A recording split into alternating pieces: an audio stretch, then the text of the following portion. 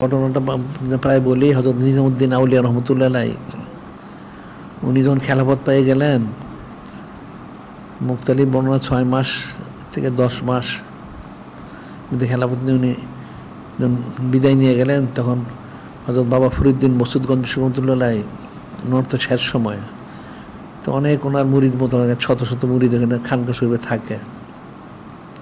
তো সবাই বলল, হুজুর আমরা 20, 30, 40, 50 বছর ধরে আপনার সোহবতে আছি, নিজামুদ্দিন আসলো আর সব নিয়ে গেল, আর আমরা এত বছর ধরেছি, আমাদের কি হইল? আমরা তো কিছু হাজির করতে পারলাম না। 50, 60 বছর, 40 বছর, 30 বছর হয়ে গেছে একজন আমরা থাকি এখানে। তো ওনারা কিন্তু জিকির করে। আর নিজামুদ্দিন আউলিয়া আসলেন, উনি আইসা কয়েকদিনের মধ্যে সব মূলটা নিয়ে গেলেন গিয়া, আর আমরা একদিন রইলাম, তো আমরা কি করলাম? যখন তারা অনেক ইয়ে করলো, তখন উনি পরে বললেন, যারা আসলে নিজামুদ্দিন আউলিয়া আসছেন ঠিকই, উনি হচ্ছেন শুকনো লাকড়ি। উনি শুকনা লাকড়ি, আমি আগুন দিছি, সাথে সাথে আগুনটা লেগে জ্বলে গেছে, হয়ে গেছে।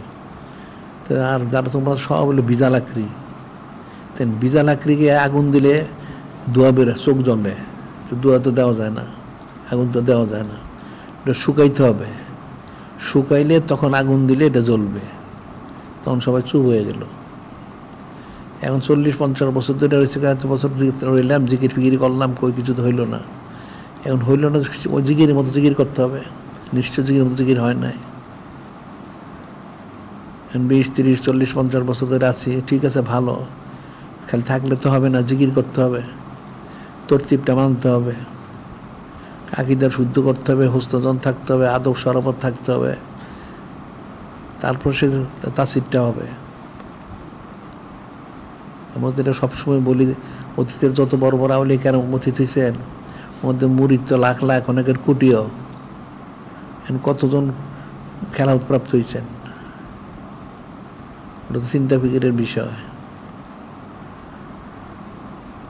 জিকির ফিকির ঠিক মতো করলে, সোহবত ইখতিয়ার করলে, সব রক্ষা করলে, তখন সেটা হবে। একটা জিনিসের মানুষের শরীরটা সুস্থ থাকে, একটা কিছু সমস্যা হয়ে গেলে অসুস্থ হয়ে যায়। একটা লোকের একটা নাক, কান, চোখ, মুখ অথবা হাত পা যে কোনোটা অঙ্গ যদি একটু অসুস্থ হয়, সমস্ত শরীরটা অসুস্থ হয়ে যায়। বিষয়টা তো এরকমই। জিকির ফিকির করতে হবে, পুরাটা যদি ঠিক মতো হয়, তখন সে জিকিরটা তাকমিলে পৌঁছে, সে পুরা না হইলে তো হবে না। জিকিরটা করতে হবে মহব্বতের সাথে, হুজুরির সাথে, ইখলাসের সাথে, অনেক নিয়ম কানুন। এখন হযরত সাহাবায়ে কিরাম রাদিয়াল্লাহু তাআলা ওনারা নূরে মুজাসসাম হাবিবুল্লাহ হুজুর পাক সাল্লাল্লাহু আলাইহি ওনার এক সোবত মোবারকে ওনাদের ইসলাম হয়ে গেছে, এরপরে সব স্বাভাবিক। কিন্তু পরবর্তীতে তার একবারে হয় না, ওটা সোবত ইখতিয়ার করতে করতে করতে করতে, ফয়েজ তাওয়াজ্জুহ হাসিল করতে করতে হয়, জিকির করতে করতে হয়। এখন মানুষ তো ধৈর্য ধারণই করে না, তা কেমনে হবে?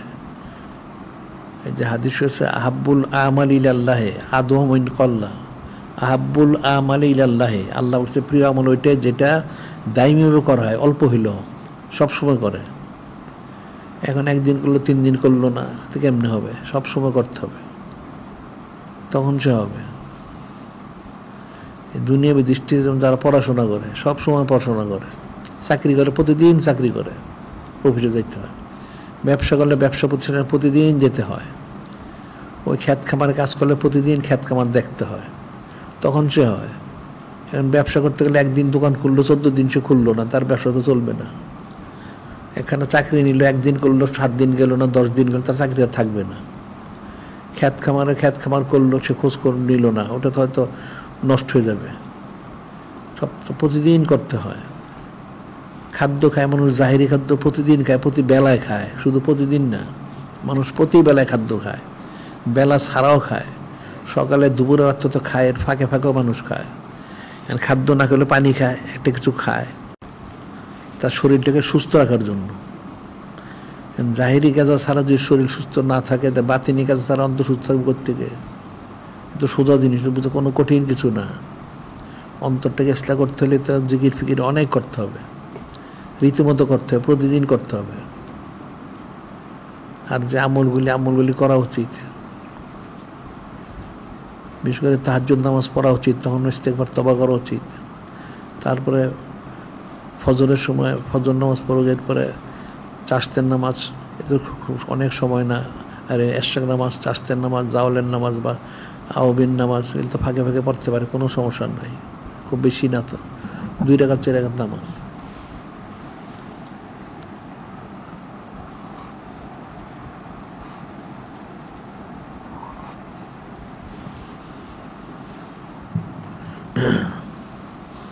আর আমলগুলি আস্তে আস্তে সুন্নত মরহুমে করতে হবে। সুন্নত মরহুমে আমল না করলে তো কোনোদিন তরক্কি হাসিল করতে পারবে না, কোনোদিন সম্ভব না।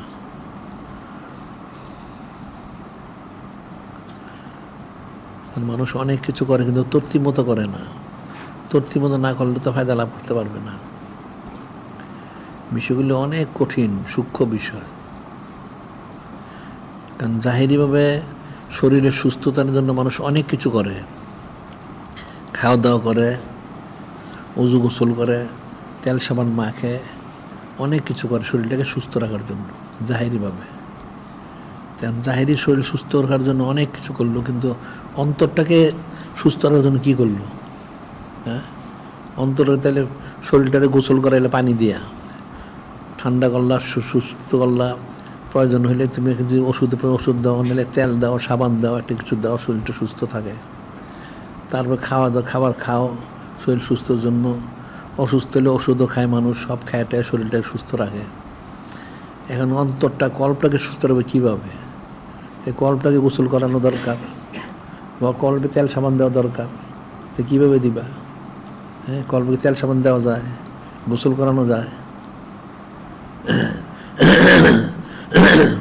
কল্পটাকে খাওয়ানো দরকার, কীভাবে খাওয়াবে? জাহিরি শরীর সুস্থ রাখার জন্য যেই যে কাজগুলি দরকার, অন্তরটাকে ইস্তা করার জন্য ঠিক সেই কাজগুলি দরকার।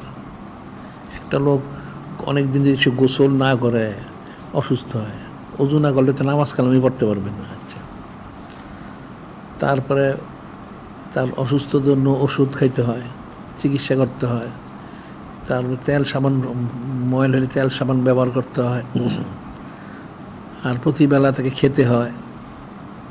খাদ্য না খেলে শরীরটা সুস্থ থাকে না। তারপরে তাকে আবার বিশ্রাম নিতে হয়, ঘুমাইতে হয়, অনেক কিছু করতে হয় শরীরটাকে সুস্থ রাখার জন্য।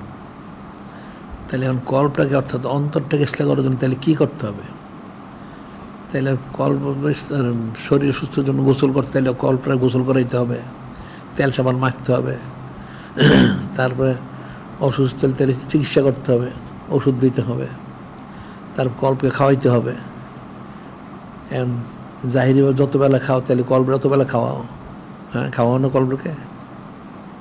কয় বেলা খাওয়াও? কি খাওয়াও? হ্যাঁ হ্যাঁ, জিকির খাওয়াও। জিকির খেলে কল্প তাহলে ঠিক হয় না কেন? ওটা তো সব করতে হবে। এটা জাহিরি শরীরের সুস্থতার জন্য যা যা প্রয়োজন, অন্তরের সুস্থতার ঠিক তাতেই প্রয়োজন, কোনোটা কম না, বরং বেশি দরকার। সেই হিসেবে মানুষ কতটুকু করে, খেয়াল করে? খেয়াল তো করে না। একটা রাস্তা চলতে গিয়ে কোনো জায়গায় সে ধাক্কা দেয় না, ধাক্কা দিলে সে ব্যথা পাবে, ঠিক মতো চলে। তেমন যদি তার শরীরটাকে সে নিয়ন্ত্রণে রাখতে না পারে, তাহলে ধাক্কা খাবে, বাড়ি খাবে, অসুস্থ হবে, উষ্টা খাবে, অনেক ক্ষতি হবে। সে শরীরটাকে নিয়ন্ত্রণ রাখে, ঠিক মতো চলে। এটা যদি এরকম, তাহলে কল্পটাকে নিয়ন্ত্রণ রাখতে হবে। কেমনে নিয়ন্ত্রণ রাখবে? তাহলে কল্পটা যাতে দুনিয়ার সাথে ধাক্কা না লাগে, গ্যারুলার সাথে ধাক্কা না লাগে, গ্যারুলার মোহগ্রস্ত না হয়ে যায়, এভাবে কলটা নিয়ন্ত্রণ করতে হবে। এটা কলটা এভাবে নিয়ন্ত্রণ করতে পারবে না, এটা অনেক জিকির করতে হবে। জিকির করলে তখন কলটা নিয়ন্ত্রণ। আলা বিজিক্রিল্লাহি তাতমাইন্নুল কুলুব, সাবধান হয়ে যায় যে অন্তরটা, কলটা জিকিরের দ্বারা ইতমিনান হয়, তো সুস্থ হয়, প্রশান্ত হয় জিকিরের দ্বারা। তেমন শরীরের জন্য যা যা প্রয়োজন জাহিরিভাবে, বাতিনি ঠিক তাইতেই প্রয়োজন, বা সোজা জিনিস বোঝার জন্য কোনো কঠিন না। যে অনেক কঠিন বিষয় আলমে তাসো, হ্যাঁ কঠিন, আবার অনেক সোজা। জাহিরি জিসমানি সুস্থতার জন্য যা যা প্রয়োজন, বাতিনি সুস্থতার জন্য ঠিক তাই প্রয়োজন। এখন জাহিরিটার এক সুরত, বাতিনের এক সুরত। জাহিরিটা যেন জাহিরি খাদ্য দেয়, বাতিনি খাদ্য দিতে হবে, জিকির ফিকির করতে হবে, ওটাকে নিয়ন্ত্রণ আনতে হবে। নিয়ন্ত্রণ আনলে তাইলে সে চলাচলের জন্য, শরীর নিয়ন্ত্রণের জন্য ধাক্কা খায়, উষ্টা খায়, ক্ষতিগ্রস্ত হয়ে যায়। তো ঠিক কল্পটাও যেন ধাক্কা না খায়। চলতে গিয়ে কল্পটা দেখা যায় সে ফিকির করে, কল্প দুনিয়ার সাথে ধাক্কা খায়, গাড়িওয়ালার সাথে ধাক্কা খায়, কাফেরের সাথে ধাক্কা খায়, ওই ধাক্কাতে তো সে ক্ষতিগ্রস্ত হয়ে যায়। অর্থ হইল কল্পটা সেদিকে রুজু হয়ে যায়। কল্পটা যদি রুজু না হয় সেই খেয়ালটা করতে হবে। সেই খেয়ালটা তো সে পারবে না। জিকির না করলে সে নিয়ন্ত্রণে রাখতে পারবে না। জিকির করলে অন্তরটা নিয়ন্ত্রণে আসে। ওই যে আল কাইসু মান দানা নাফসু আমিলান বাদাল মউত, আল কাইসু মান দানা নাফসু আমিলান বাদাল মউত। জ্ঞানী ওই ব্যক্তি যে নফসকে নিয়ন্ত্রণে রাখে, পরকালের আমল করে। তেন পরকালের আমল করতে হবে, নিয়ন্ত্রণে রাখতে হবে। সেই জন্য জিকিরটা করতে হবে বেশি বেশি। আর আমলগুলি সুন্নত মনোরঞ্জনে করতে হবে, কারণ সুন্নতের খেলাপ করলেই তো সে গাড়ির সাথে ধাক্কা লাগবে, দুনিয়ার সাথে ধাক্কা লাগবে। যখন সে সুন্নত পালন করবে তখন সে সরষে নূরে মুজাসসাম হাবিবুল্লাহ হুজুর পাক সাল্লাল্লাহু আলাইহি ওয়াসাল্লামের সাথে তার নিসবত হবে। কিন্তু সোজা জিনিস তো, কঠিন তো কিছু না। এখন মানুষ না বুঝার কারণে মানুষ করে না। অন্তর ইসলার জন্য ঠিক তাই দরকার, জিসিম ইসলার জন্য যা প্রয়োজন। তবে সুরতটা হলো নিয়মগুলো একটু পার্থক্য। জাহিরি খাদ্য খেতে হয় বা অন্য অন্য জাহিরিভাবে সব কাজ করতে হয়, এটা বাহিনী হলো জিকির ফিকির করতে হবে, জিকির আজকারের মাধ্যম দিয়ে সেটা ফাঁচালা করতে হবে। খাদ্যটা দিতে হবে জিকিরের দ্বারা, জিকিরের দ্বারাই তাকে ইসলাহ করতে হবে, জিকিরের দ্বারাই গোসল করাইতে হবে, জিকিরের দ্বারাই সব কাজ করাইতে হবে। বেশি জিকির করবে এবং সোবত ইখতিয়ার করবে। সোবতের কারণে যে ফয়েজ তাওজ্জুটা সে পাবে, ওই ফয়েজের দ্বারাই তার আস্তে আস্তে সেগুলি সব হবে। ফয়েজ প্রবেশ করলে ফয়েজের দ্বারাই তো তার গোসল হয়ে যায়, ফয়েজের দ্বারাই সে নিয়ন্ত্রিত হয়, ফয়েজের দ্বারাই সব কিছু হয়ে যায়, ইতমিনান হয়। কারণ জিকির করলে যদি ফয়েজ তাওজ্জু হাসিল করতে না পারে তাহলে তো সে নিজেকে নিয়ন্ত্রণ করতে পারবে না। তো এই জিনিসগুলো তো বুঝতে হবে। এলমে তাসওয়ুফের মূলই হচ্ছে জিকির এবং সোহবত। এই দুইটার মাধ্যম দিয়ে সে ফয়েজ তাওজ্জুটা হাসিল করবে। প্রথম তো তার জাহিরিটা ঠিক করতে হবে, তারপরে বাতিনি ঠিক হইব। জাহিরি সে সোহবত ইখতিয়ার করবে, জাহিরি সে জিকির করবে, তখন আস্তে আস্তে বাতিনি তার ফয়েজটা তার মধ্যে প্রবেশ করবে। এছাড়া তো প্রবেশ করবে না। বিষয়টা তো এক হিসাবে খুব সহজ, আর এক হিসাবে অনেক কঠিন। একটা লোকের শরীরে যদি শক্তি না থাকে আর তার কোনো সমস্যা থাকে শারীরিক, তখন সে শরীরটাকে নিয়ন্ত্রণ রাখতে পারে না। তো অন্তরটা তো সেরকমই। জিকির ফিকির না করে, এই যে নামাজে থাকে হুজুরি নাই, নামাজ পড়তেছে, অন্তরটা নানান দুনিয়া ঘুরতেছে, অর্থ তার অন্তরটা তার নিয়ন্ত্রণে নাই। তাইলে হুজুরির সাথে যে নামাজ পড়তে হবে, লা সলাতে ইল্লা বি হুজুরিল কল, হুজুরি কল ছাড়া নামাজ হয় না, তা নামাজ হবে কেমনে? এই যে এসানের দরজা বলা হয়, এসানের দরজায় পুষতে হবে যে কোনো একটা, হয় আল্লাহ পাক ওনাকে দেখে দেখে করবে, না আল্লাহ পাক দেখতেছেন এই ধারণা থাকে, দুইটা একটা করতেই হবে। তো করবে কেমনে? তার তো অন্তর এখানে নাই, অন্তর তো ঘুরতেছে। এখন এই হাদিস শরীফটা মানুষ, সাধারণভাবে মানুষ বলে নামাজের সময় যে না, এখানে কিন্তু বলা আছে আং তাবুদ আল্লাহ কান্নাকা তারাহু ফাইনলাম তাকুন তার অন্য রাখ। এটা খাস অর্থ যদি বলা হয় যে হ্যাঁ বলা হচ্ছে আবাদত বন্দেগী, অর্থাৎ নামাজের সময়। ঠিক আছে, হ্যাঁ নামাজের সময় এমন নামাজ পড়তে হবে যে আল্লাহ পাক ওনাকে দেখে থেকে তো আল্লাহ পাক দেখতে হবে, ঠিকই আছে। কিন্তু আবার যদি আরেক অর্থ নেয়, আবাদতের অর্থ যদি নেয়, তাহলে তো মুসলমানের সব কিছু আবাদত। তার ওযু, গোসল, নামাজ, রোজা সবই তো আবাদত। কোনটা আবাদত না? ওযু ইস্তেনজা তার আবাদত। তাহলে সর্বক্ষেত্রে আল্লাহ পাক ওনাকে স্মরণ করতে হবে। স্মরণ করবে কীভাবে? সে কীভাবে দেখবে? তার হুজুরি না থাকে। প্রত্যেকটা তরজতে যদি সে সুন্নত মহর যদি করে, তাহলে ইচ্ছা অনিচ্ছা তার স্মরণ হয়ে গেল। সব জায়গায় তো সুন্নত আছে, তাই সুন্নত মহর সব কাজগুলি করুক, তাহলে তো তার হয়ে যায়। যে সুন্নত কাজ না করে তাহলে তো তার হবে না। সব জায়গায় স্মরণ রাখতে হবে ইহসানের দরজাটা সর্বক্ষেত্রে। যেন একটা হাদিস হয়েছে, নূরে মুজাসসাম হাবিবুল্লাহ হুজুর পাক সাল্লাল্লাহু আলাইহি ওয়াসাল্লাম বলছেন, তুমি আল্লাহ পাককে ওইরকম ভয় করো যেমন প্রতিবেশীকে ভয় করো। আল্লাহ পাককে ওইরকম ভয় করো যেমন প্রতিবেশীকে ভয় করো। অর্থ কি? মানুষ অনেক সময় লোকলজ্জার কারণে, প্রতিবেশীর কারণে মানুষ নিজেকে সংযত রাখে। এটা হয়ে গেলে মানুষ দেখলে কি বলবে, এটা সেটা নানান।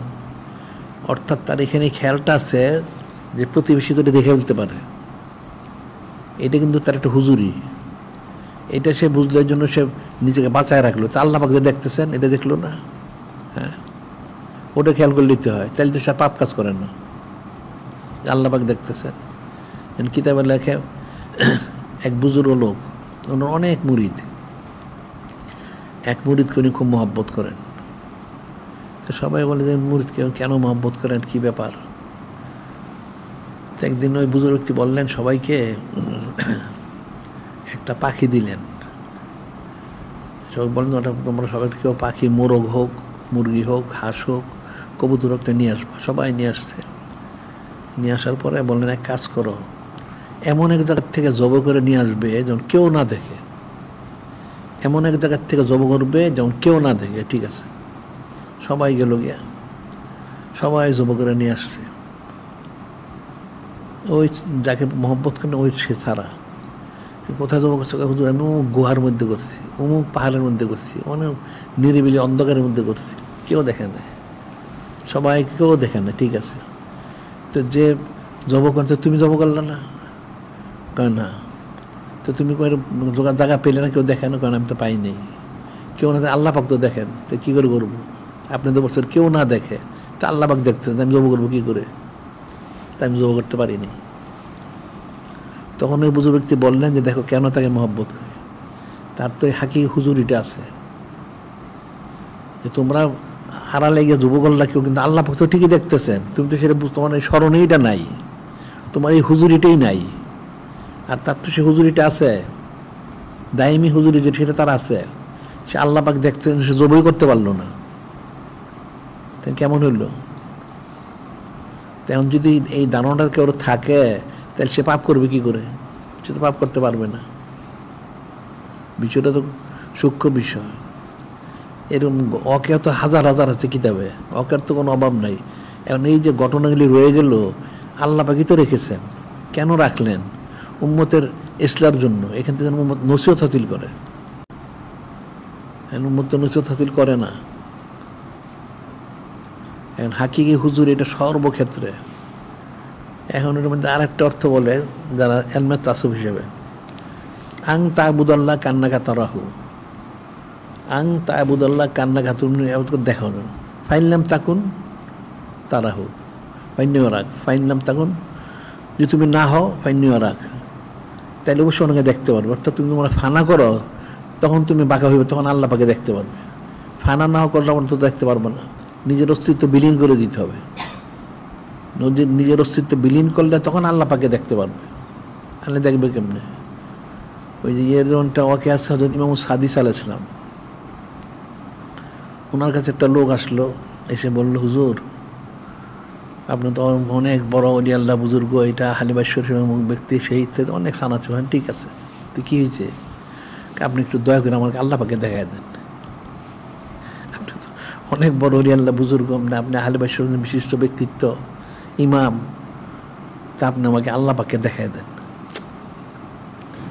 উনি বলেন আল্লাহ পাকে তো মানুষ দুনিয়াতে দেখবে না। বুঝাইলেন তাকে, সে তো বুঝবেন। ঠিক আছে, তাহলে আল্লাহ পাকে তোমার দেখাবো। তাই সামনে একটা পুকুরের মতো ছিল, তা ওনার মুড়ি দোনের হাত পাও বাঁধো, তার হাত পা বেঁধে পানিতে ফেলে দাও। হাত পা বেঁধে পানিতে ফেলছে, সে তো ডাকতেছে সাদিস আমাকে বাঁচান বাঁচান, ধরো না তাকে।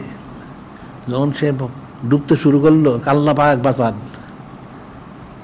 তখন বলে তারা তুলে নিয়ে এও, তুলে নিয়ে আসছে। তখন আল্লাহ পাকে দেখছো তুমি? হ্যাঁ দেখেছি। যখন সব কিছু নিরাশ হয়ে গেছে, তখন আল্লাহ পাকে দেখছি। অর্থাৎ গায়রুল্লাহ থেকে আমি সরে গেছি, আমার তো দুনিয়ার একটা নানান রকম ইচ্ছা ছিল, আশা ছিল বা ভরসা ছিল, যখন সমস্ত ভরসা আমি বাদ দিয়ে দিলাম, আল্লাহ বুঝে রুজু হইলাম, তখন দেখলাম, তখন আল্লাহ ওনাকে ডাকছি। তার অর্থটা কি? অর্থ হইল গায়রুল্লাহ থেকে মুক্ত হইতে হবে, তখন আল্লাহ পাকের হাজিরটা হুজুরিটা তার হবে, এছাড়া তো হুজুরি হবে না। আল্লাহ বুঝে বললেন মাইয়া তাওয়াক্কাল আল্লাহ ফাহু হাসবুহু, যে আল্লাহ তাওয়াক্কুল করে আল্লাহ যথেষ্ট তার জন্য। তো ওই জিনিসটা তার মধ্যে আনতে হবে। তো দায়মি হুজুরিটা এলমে তাসওয়ার পরিভাষায় যেটা বলা যে দায়মি হুজুরি, তাই দায়মি হুজুরি আসলে হলো এহসানের যে দরজাটা, এটা দায়মি করতে হবে। হয় আল্লাহ পাক দেখতেছেন এই হুজুরিটা তার দায়মি থাকতে হবে, অন্যতে সে আল্লাহ পাকে দেখে দেখে করে, যদি সে আরও উপরে উঠতে পারে তাহলে দেখে দেখে করবে সবসময়, তাহলে দায়মি হুজুরি তার থাকলো। এছাড়া তো সে তাক মিলে বুঝতে পারবে না। যত কিছুই করো, গায়রুল্লাহর তাসির যখন থাকে তখন তো সে তাক মিলে বুঝতে পারবে না, একদম গায়রুল্লাহ থেকে মুক্ত হইতে হবে। এই জন্য বাইজিদ বুস্তামি বললেন ওনার বয়স কত বৎসর? 4 বৎসর। আরে আপনার 4 বৎসর, আপনার দাড়ি সাদা হয়ে গেছে, আপনি বুড়ো হয়ে গেছেন, আপনার বয়স 4 বৎসর? হ্যাঁ। তুমি তো জানো না 4 বৎসর আমার বয়স হলো 74 বৎসর। আমার বয়স 74, আমি 70 বছরে ইসলাহ হাসিল করছি। 70 বছরে আমি রিয়াজত মাশাক্কাত করে ইসলাহ হাসিল করছি। এখন 74 আমার 4 বছর বয়স। এই যে বিষয়টা, এটা তো ফিকিরের বিষয়।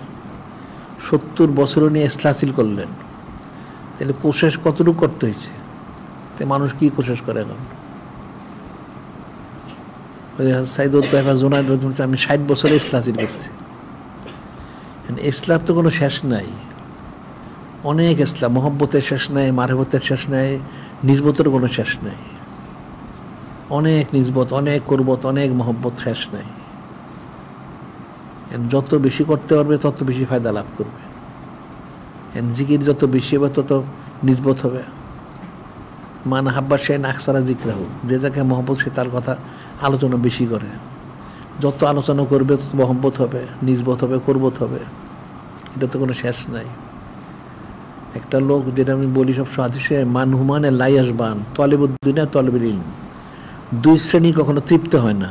একটা হলো দুনিয়া তালাশি, অনেক টাকা পয়সা, সারা পৃথিবীর মালিক হইল, আরো দরকার আমার।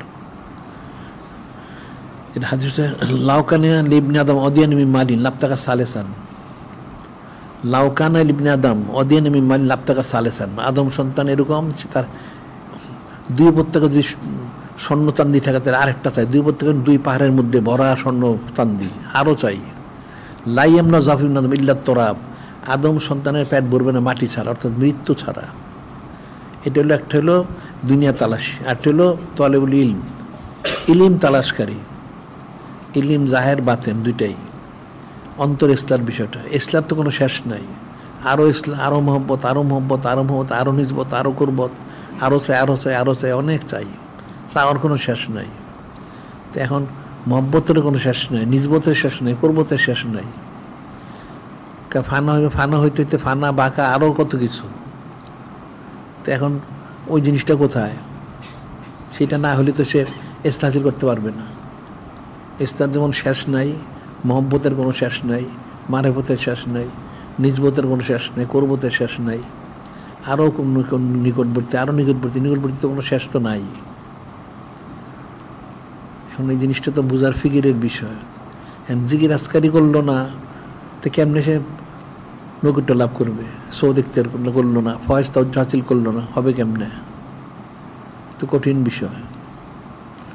কারণ যত আউলিয়া কেরামরা আসছেন, অনেক কোশিশ করছেন, অনেক রিয়াজত মাশাক্কাত করছেন, করতে করতে করতে এক বছর থেকে পুচ্ছেন, তারপরে দেখা যায় কত সমস্যা।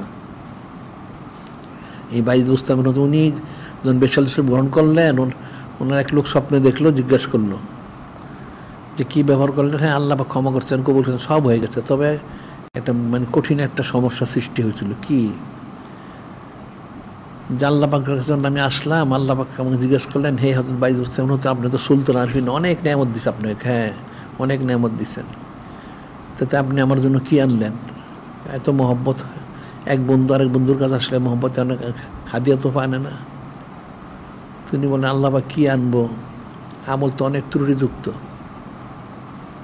তো কি আনছিল? তৌহিদ আনছি, একদম নিখুঁত তৌহিদ, কোনো সেরেক টেরেক নাই, একদম ঠিক আছে। তখন আল্লাহ বললেন, আপনার ওই যে লাইলাতুল লাবানের কথা কি স্মরণ আছে? ওনার তো মনে নাই যে আল্লাহ আমাকে লাইলাতুল লাবানটা কি। কেন? আপনি একদিন রাত্রে ঠান্ডা দুধ পান করছিলেন, সকালে পেটে অসুখ হয়েছিল, আপনার যারা মুরিদ মতো তারা জিজ্ঞাসা করছিল যে আপনার পেটে অসুখ হয়েছে কী কারণ? আপনি বলেছিলেন যে ঠান্ডা দুধ পান করার কারণে। ঠান্ডা দুধের কোনো ক্ষমতা আছে? তো তৌহিদ গেল কোথায়? উনি চুপ হয়ে গেলেন। তো জীবনের সমস্ত আমল শেষ হয়ে গেল। কেমন হইল? কি আনছেন? আমল। আমল একটা শুদ্ধ না, সব ভুল আমল। আমল বাদ হয়ে গেছে আগেই। তৌহিদ আনছি, তৌহিদও বাদ হয়ে গেল। তা থাকলোটা কি? হ্যাঁ, কি থাকলো তাহলে? তো কঠিন বিষয়। এখন আল্লাহ পাক কবুল করছেন, মাফ করতে, ছিল অন্য জিনিস। বিষয়টা আল্লাহ পাক প্রমাণ করাইলেন, আমি যদি দড়ি কেউ রে ছুটার কোনো রাস্তা নাই, সে যেই হোক। সেটাই বলা যে মানুষ গুনাহ করে, গুনাহগারই তো কবুল হয় ঠিকই, কিন্তু নেকি গেলেই তো কবুল। তার প্রমাণটা কোথায়? প্রমাণ তো নাই। এই যে নূরে মুজাসসাম হাবিবুল্লাহ হুজুর পাক সাল্লাল্লাহু আলাইহি ওয়াসাল্লাম, উনি উম্মতকে ইস্তেগফার শিক্ষা দিলেন যে প্রতিদিন নূরে মুজাসসাম হাবিবুল্লাহ হুজুর পাক সাল্লাল্লাহু আলাইহি ওয়াসাল্লাম উনি 70 থেকে 100 বার তওবা করতেন। কেন করতেন? উম্মতকে তালিম দেওয়ার জন্য। এখন যদি বলে যে কেউ নূরে মুজাসসাম হাবিবুল্লাহ হুজুর পাক সাল্লাল্লাহু আলাইহি ওয়াসাল্লাম উনি গুনাহ করছেন, নাউজুবিল্লাহ, সে তো কাফের হয়ে যাবে। সে কাফের হয়ে যাবে। এটা ওই যে ইয়েকে জিজ্ঞাসা করছিলেন হযরত শামস তাবরিজি রহমাতুল্লাহ আলাইহি, মাওলানা রুমি রহমাতুল্লাহ আলাইহিকে অনেক পরীক্ষা করলেন। পরীক্ষা করে বললেন যে ঠিক আছে, আপনার একটা প্রশ্ন, সেটা হলো নূরে মুজাসসাম হাবিবুল্লাহ হুজুর পাক সাল্লাল্লাহু আলাইহি ওয়াসাল্লাম প্রতিদিন যে ইস্তেগফার করতেন 70 থেকে 100 বার, কি কারণ? কারণ ওনার যা বুঝ ছিল তখন পর্যন্ত, তত ইসলামপ্রাপ্ত হন নাই, যে উনি রফে দারাজাত, অর্থাৎ উপরের মাকামে উঠলে নিচের মাকামে তওবা করতেন। এটা হলো ওনার তখনকার বক্তব্য আর কি। আসলে এই কথাটা শুদ্ধ না। এটা উম্মতকে তালিম দেওয়ার জন্য, আমাদেরকে নসিহত করার জন্য তিনি ইস্তেগফার তওবা করছেন। তাহলে আমাদের কি করতে হবে? আমাদের ইস্তেগফার তওবা করতে হবে প্রতিদিন। কতবার তওবা করা হয়? কতবার ইস্তেগফার করা হয়? গুনাহ তো আসলে 16 নাই। কোন জিনিসটা গুনাহ থেকে মুক্তের প্রমাণ করতে হবে। কেউ প্রমাণ করতে পারবে? পারবে না। অনেক গুনাহ, অনেক অশুদ্ধ নামাজ, অনেক শুদ্ধ পড়া হয়েছে, তার মধ্যে ত্রুটি আছে। সব কিছু করা হচ্ছে অনেক নিখুঁত, কোনো খুঁত নেই, তারপরে যে খুঁত আছে, খুঁতের তো কোনো শেষ নাই। তাহলে ইস্তেগফার তো অনেক করতে হবে, তবে অনেক করতে হবে, জিকির করতে হবে। বিষয়গুলো তো কঠিন, মানুষ তো ফিকির করে না। এই যে বড় বিশ্বের মন্ত্রী বেসাল শুরুর সময় ওনার সব একাকার হয়ে গেল। উনি চিন্তা করতেছে উনি মুসলমান হইতে পারছেন কিনা। উনি গাউসুল আজম, উনি মুজাদ্দিদ-ই-জামান, উনি কুতুবুল আলম, অনেক কিছু, সব অরাউলরা খালি নবী রসুল ছাড়া সব। তা আপনি নবী রসুল ছাড়া সব এখন মুসলমান হইতে পারেন না, এতে কেমন হইল? হ্যাঁ, ওনার বেসাল সময় উনি এখন মুসলমান হইতে পেরেছে কিনা আমার চিন্তার বিষয়। কেমনে ফয়সালা হবে? তো ফিকিরের বিষয়। এখন এলমে তাসওয়ুফের মূল বিষয়টাই হচ্ছে আসলে অনেক জিকির করা, সৌদিকদের করা, এর মাধ্যমে ফয়েজ তাওজ্জুদ হাসিল করা। তখন আস্তে আস্তে সে ইসলাম প্রাপ্ত হইব। একবার তো পারবে না। জিকিরি কেউ না করে তাহলে তাসাউফ কি শিখবে? মহব্বত দরকার, মারিফত দরকার, সব দরকার, কিন্তু আসলে দুনিয়াটা অনেক কঠিন। কঠিন অর্থ হইল দুনিয়ার যে চাকচক্য জিনিসগুলি, এগুলিতে মানুষ বিভ্রান্ত হয়ে যায়। কেন একটা লোক জমিনে অবস্থান করতে হলে অনেক পুরো চাহিদা থাকে, এই চাহিদার কারণে সে বিভ্রান্ত হয়ে যায়। সে নিজেকে স্থির রাখতে পারে না, যার কারণে সে ইচ্ছা অনিচ্ছায় তার পদস্খলন হয়ে যায়। তো অনেক কঠিন বিষয়। ওই যে অনেক ধরনের মাদ্রাসায় ভর্তি হয়ে থাকতে পারে না। মাদ্রাসায় বললে কি খাওয়া পাওয়া যাবো কিনা, পড়া পাওয়া যাবো কিনা, নানান চিন্তা পরে গিয়ে দুনিয়াবী কোনো শিক্ষা প্রতিষ্ঠানে ভর্তি হয় খাওয়া পড়ার জন্য। ইমান আছে? ইমান তো তাইলে নাই। যদি ফিকির করা হয় তাহলে তার ইমানই নাই। যে মনে করলো যে মাদ্রাসায় পড়লে খাওয়া পড়া পাওয়া যায় কিনা সন্দেহ আছে, নাউজুবিল্লাহ। এই জন্য খাওয়া পড়ার জন্য আরেকখানে সে গেল, তাহলে তার তো ইমান তো নাই। তাহলে সে মনে করতেছে আল্লাহ পাক খাওয়া পড়া দেন না, ওই প্রতিষ্ঠানগুলি খাওয়া পড়া দেয়, নাউজুবিল্লাহ। এখন দুনিয়াবি কত পড়াশোনা করছে, কত উল্টাইছে, কত খাওয়া পড়া দেখে পায় না, রাস্তা রাস্তায় ঘুরে, বহুত আছে। বিষয়গুলি তো কঠিন। দুনিয়ার মোহ থেকে বেঁচে থাকা, খালেজভাবে রুজু হওয়া, এটা অনেক রিয়াজত মাশাক্কাতের প্রয়োজন। আসলে রিয়াজত মাশাক্কাত ছাড়া এটা কখনই স্বাভাবিক না। ইস্তেকামত থাকাটা তো কঠিন। এখন একটা লোক সাধারণভাবে একজন মাদ্রাসায় পড়ুক বা প্রতিষ্ঠানে পড়াশোনা করে, এখন তার কোনো চিন্তা নাই, তার বাবা মা তাকে চালায়, তার আয় রোজগারের চিন্তা করতে না, কোনো চিন্তা করতে হয় না, তার ঘর সংসারও নাই, কিছুই নাই, একা একা। এখন তো সহজ। যখন সে বড় হয়ে গেল, এখন তার বাবা মা বলবে তো তুমি কামাই রোজগার করো। এখন কোথা থেকে কামাই রোজগার করবে, ব্যবস্থা না হইলে? তখন তো দুশ্চিন্তাগ্রস্ত হয়ে গেল। আর একটু বড় হইলে তাহলে বিবাহ শাদী করাও, এখন করলো বিবাহ শাদী, তাই বিবাহ শাদী আনতে সংসার চালাইতে হবে। এখন তাহলে টাকা পয়সা লাগবে, এখন কী করতে হবে? এখন তো ইমানই নাই, নাউজুবিল্লাহ। বিষয়টা তো অনেক কঠিন। এই জন্যে যদি হাকিকে ইসলাহ হাসিল করতে না পারে, সে ইস্তেকামত থাকতে পারবে না। হাকি ইসলাহ হাসিল করতে তখন সে ইস্তেকামত থাকতে পারবে। আল্লাহ পাক যে বললেন মাইয়াত্তাকিল্লাহ ইয়াজআল মাখরাজান ওয়া ইয়ারযুকহু মিন হাইসু লা ইয়াহতাসিব, যে হাকিকে মুত্তাকি হবে আমি তাকে এমনভাবে ক্ষুদ্র রিজিক দান করবো সেটা সে কল্পনা করতে পারবে না। সুবহানাল্লাহ। আমি তাকে দুনিয়ার থেকে বের করে নিয়ে আসবো এবং কুদরত রিজিক দান করবো, সেটা চিন্তা করতে পারে। যদি সে মুত্তাকি হইতে পারে, তাহলে মুত্তাকি হইতে হবে। মুত্তাকি না হলে তো এটা হবে না। তো জিকির ফিকির করে, সওয়াদ ইখতিয়ার করে, ফয়েজ তওয়াজ্জুহ হাসিল করে মুত্তাকি হইতে হবে। তখন সে ইস্তেকামত থাকবে, তখন তার জন্য কোনো সমস্যা নাই। আর যদি সে মুত্তাকি না হইতে পারে, ইস্তেকামত থাকতে না পারে, তাহলে তার জন্য সমস্যা। সে নানান পেরেশানিতে ভুগবে, তার ইমান রক্ষা করা কঠিন হবে। এই যে ওলামা সুগুলি তো ইমান বিক্রি করে, এদের সামান্য খুদকুরা দিলে তারা কুফরিকে সমর্থন দেয়, নাউজুবিল্লাহ। এরা মানে হক থেকে চ্যুত হয়ে গেছে, গুমরা হয়ে গেছে, দুনিয়ার কাছে তার বিক্রি হয়ে গেছে। তো কঠিন বিষয়। তো ইস্তেকামত থাকাটা তো সোজা জিনিস না। তো ইস্তেকামত থাকার জন্যই তো অন্তরটাকে পরিপূর্ণ ইসলাহ করতে হবে, একদম পুরা ফানা বাঁকা করতে হবে। আসমান জমিন উল্টা যা, কিন্তু সে ইস্তেকামত থাকবে। ওই জন্য আমরা যে নিজামুদ্দিন আউলিয়া রহমাতুল্লাহ ঘটনাটা বলি, উনি তো ঠিক ইস্তেকামত থাকলেন, কামিল করলেন। যারা থাকতে পারবে না তারা তো কামিল করতে পারবে না। বিষয়গুলি তো অনেক কঠিন। এটা হলো আকীদার কাছে হোসনে জন, আদব শরাফত, অনেক কিছু। যদি সেটা না রক্ষা করতে পারে তাহলে কেমনে হবে? খুব সহজ, আবার অনেক কঠিন। আর বিশেষ করে যত দিন দিন হচ্ছে তো আখিরি জামানা ফিতনার যুগ। কারণ এখন তো হাদিসে বলা হয়েছে ইমান রক্ষা করা কঠিন, যেমন হাতের জ্বলন্ত কয়লা রাখা। সের বিধিছে জ্বলন্ত কয়লা হাতে রাখবে কি করে? রাখতে তো পারবে না, ইমান রাখবে কেমনে? এত কঠিন বিষয়। তো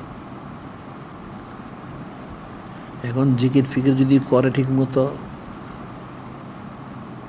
নিজের অন্তরটাকে যদি সে ইসলাহ করতে পারবে, ইসলাহ কোশিশে মশগুল থাকে, তাহলে যদি সে পারে, নাহলে কোনোদিন পারবে না। অনেক সূক্ষ্ম বিষয়। এই জন্য আমরা বলি যে অনেক বড় বড় সিলসিলাগুলি যেগুলি আসছিল, ওগুলি তো অনেকগুলি গায়েব হয়ে গেছে, নাই এখন। সিলসিল গায়েব হইল কেন? যারা মূল ছিলেন তারা তো অনেক বড় ওলি আল্লাহ ছিলেন।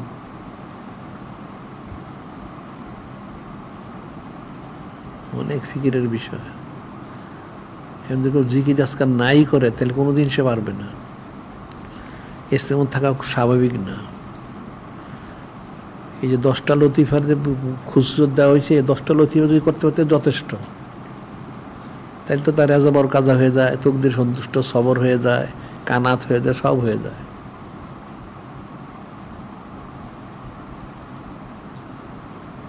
এখন তোমরা জিকির ফিকির করো ঠিক মতো, আর যাদের রুজিফগুলি দাগানো হয় না আজকে, তাহলে কালকে ওরকার নিয়ে এসে দাগাই দিব।